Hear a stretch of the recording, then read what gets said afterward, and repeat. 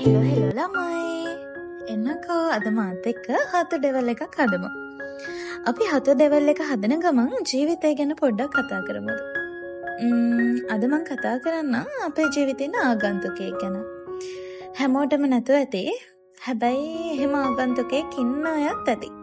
අපි ඒ අයත් එක්ක කතා කරමු. මම මෙහෙම පටන් ගන්නම්කෝ. ඔයාගේ ජීවිතේටත් ඉන්නවද අවාරක හම්බුන මිනිස්සෙක්? ඔව්. ඔයාගේ ජීවිතේ තිබුණ කිසිම බැඳීමකට වඩා ඔයාව දන්න මිනිස්සෙක්. අවුරුදු ගාණක් මාස ගාණක් ගෙවුණු බැඳීමකට වඩා දවස් ගාණකින් ඔයාව අඳුරගත්ත මිනිස්සෙක්. ඔයාගේ ජීවිතේත් ඉන්නවද? ඔව්. එහෙම කෙනෙක් ඉන්නවා සහ ඒ කෙනා ජීවිතේ හැමදාම අපිත් එක්ක ඉන්නේ නැහැ. මං දන්නවා. ඔයා දැන් කියයි.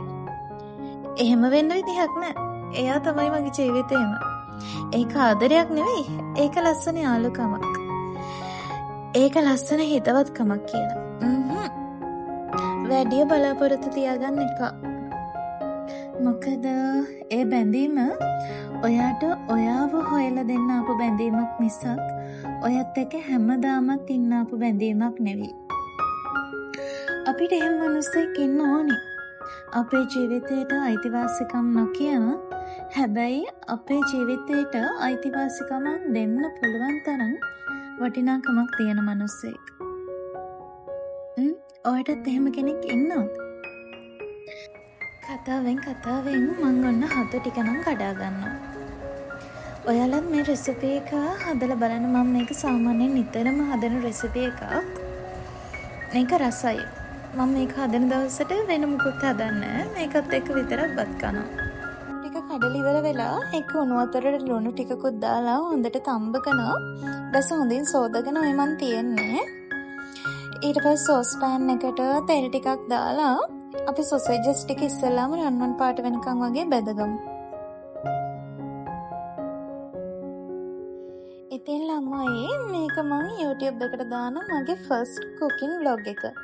මම හිතුවා උයනට අමතරව ජීවිතය ගැන දේවල් ටිකක් ඔයාලත් එක්ක කතා කරමු උයනවා කියලා. මේ වීඩියෝ හොඳයි නම් පහලින් කමෙන්ට් ටිකක් දාන්න. මම එතකොට දිගටම කුකින් vlogs ගේද්දි මේ වගේ මොන හරි චෝටින දෙයක් හරි ජීවිතය ගැන කතා කර අපි උයමු.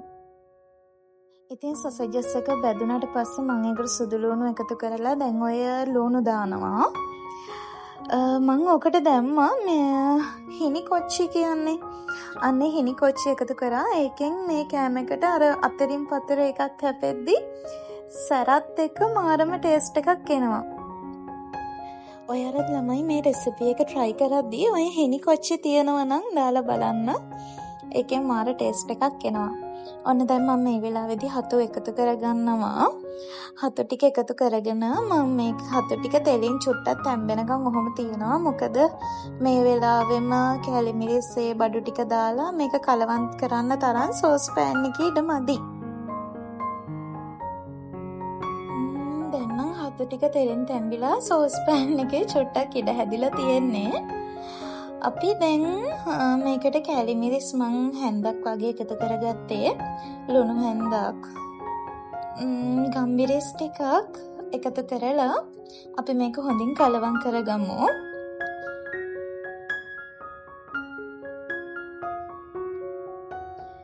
මේ ටික ළමයි මෙහෙම කලවම් කරගෙන ඉවරුණාට පස්සේ මං සෝයා සෝස් ටිකකුත් මේකට එකතු කරගන්නවා. ඒත් එක්කම ටොමැටෝ සෝස් තියෙනවා නම් මේ වෙලාවේදී චුට්ටක් එකතු කරගන්න. එකතු කරගෙන ආයි හොඳට මේක මද ගින්දරේ වගේ ගොඩාක් ගින්දර වැඩි කරගන්නත් එපා. ආයි හොඳට හැඳි ගාලා විනාඩි 2-3ක් තියලා මේක ලිප් ඔෆ් කරන්න. දැන් ඔන්න අපේ කෑම එක හැදලා ඉවරයි. දැන් ඉතින් රස බලන්න තමයි තියෙන්නේ. මං කියනවට මේ රෙසිපි එක try කරලා බලන්න ළමයි. මේක මාරම රස රෙසිපි එකක්. මේක හැදුවට පස්සේ බත් කන්න ආයි මං හිතන්නේ වෙන මොකුත් ඕනේ නැහැ. මේක විතරක් ඇති. ඔන්න එහෙනම් කතාවෙන් අපි කෑම එකත් හදලා ඉවර වුණා. එහෙනම් ආයෙමත් vlog එකකින් හම්බෙනකන් ඔයාලා හැමෝම සතුටින් පරිස්සමින් ඉන්න. අමතක නොකර මාව subscribe කරන්න. bye bye ළමයි.